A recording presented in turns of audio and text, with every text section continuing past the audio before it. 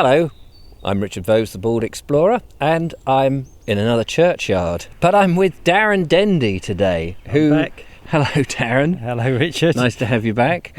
We're standing in a churchyard somewhere in Itchingfield. Well, it's Itchingfield Church. What's the dedication? It's St Nicholas's. St Nicholas's Church. And we're in West Sussex. And we're in West Sussex. Thank you for that. Yeah. That's why I mentioned that. Now, there's a reason that we're in a churchyard. Often, I'm in a churchyard, perhaps with the lovely Julia, looking at the church. But today, it's not so much the church that's the important thing. It's those who are lying in state underneath in the churchyard itself, under the ground. Because you, quite unique, really, I think, in as much as you have a number of relatives who are in the churchyard. There's quite a few. Quite a few. When I say a number, it's over 100, isn't it? There's 130 Dendys. 130 Dendys. So Dendys is an old English Sussex name? Yeah, but primarily in the Horsham area. In this area, yeah. Yeah, Itchingfield. I think there's some in Horsham, Thacombe, which is just down the road off of the A24. That's true. Ewhurst, Abinger, all over the place. Yeah. And we're not. When I say that there's 130 in this particular graveyard, we don't mean that there was a plague and that they all suddenly just were wiped out. This is over a long time. You can trace your lineage back quite some distance. I've got back to my 10th great-grandfather. Wow. And he was born in 1595 and he died in 1668 and he's buried here. Blimey. And you know where he is?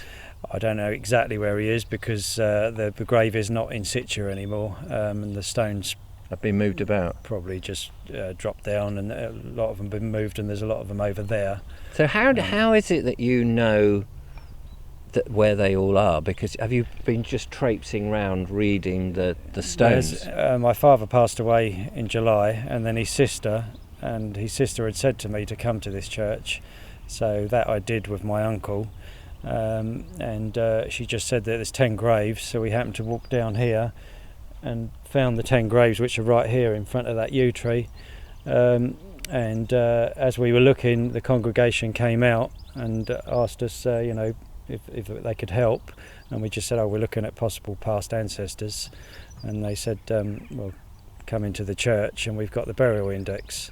So they dug the index out, and it lists 130 Dendys. And so since then you've been hunting around and you've found some of them? So since then I've come back with my uncle a number of times and my sister, and we found those ones there, and there's a whole line over there and this area here and down the side of the church. So what does it feel like, Darren, when you know that you've got all these ancestors and they're all in a collection and they're all here? What does that, feel like? When I first found out, it was probably a bit of a heart-stopping moment, to find, what's going in the church, find there's 130 here. Obviously, they're not all directly linked to my ancestral line. No.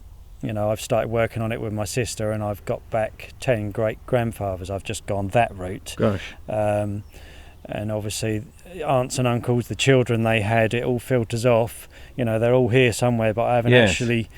Did you know before that you had that the Dendys was such a large family in Sussex? Not at all. It's a bit of a shock. I'm not. I've never been into churches, bar going to a church to watch a nativity play at Christmas. Right. I do believe, and I've never been into ancestry. But since my father passed away, I've just somehow got into it. Well, you do, don't you? You want to know and a was bit more of your history. told by my auntie to come here, and I've just got hooked, and I've just sort of been digging and digging and digging. So you've got, there's Dendys here. Yeah. And Dendys here. More Dendys here. In front of that yew tree. In front of the yew tree over there. I mean, it's sort of gobstopping, isn't it? When it's almost like you own the whole graveyard. It's almost like that, yeah. Well, we came here and it was all because they let everything go meadowy for the insects and wildlife, and plant life and everything. So I couldn't walk amongst it all, but if I was to spend a couple of hours here looking at every gravestone, I'd probably find a lot more. Blimey. A lot more.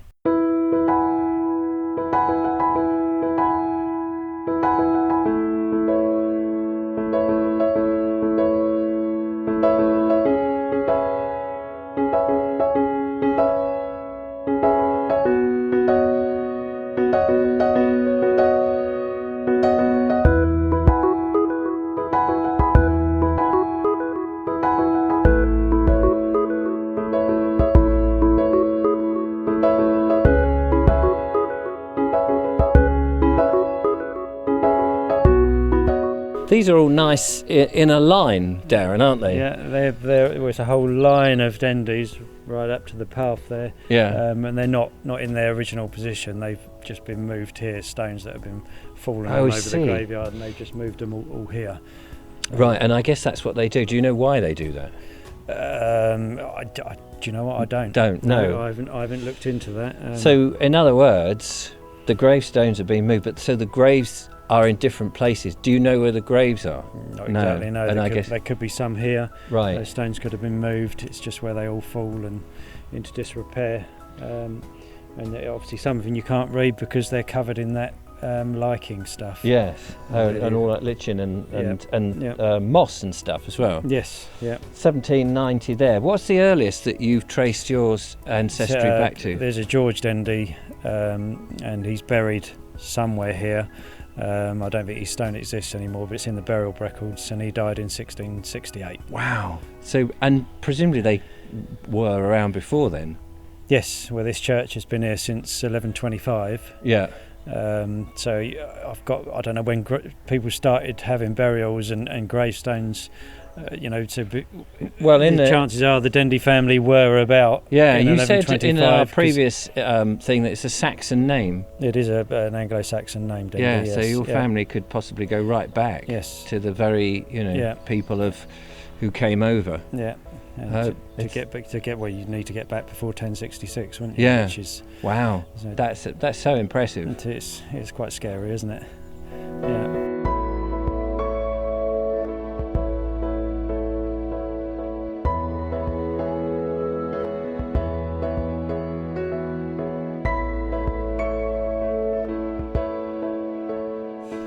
We've come inside the church because they have the records actually in the church. You haven't got to go down to Chichester archive or anything like that.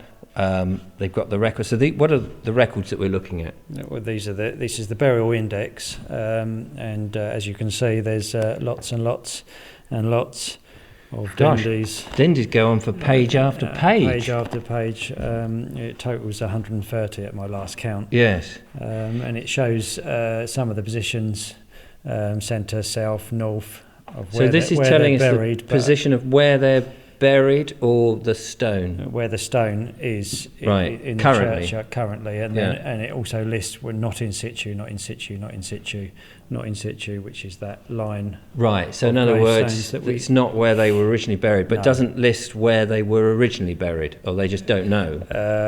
It does say north there. Oh, right. So there's a John Dendy, he was buried in the north, but the stone is not in situ. Right. So a lot of the stones are probably just crumbled and deteriorated. And that's from something like 1812. That's fascinating. Yeah. I don't know how regular that is on churches, whether they or whether that's a fairly new thing that they've done. This is from November 2018. It says this register. Yeah. Whether you can go to your local church and find out the burial plan. I guess that's I don't think they all churches have access like this at files at the back of the church. I think you would have to go and speak to the vicar and to access. Yeah, this is just like available. But they've also got at the back there other files of baptisms, right, and marriage records, and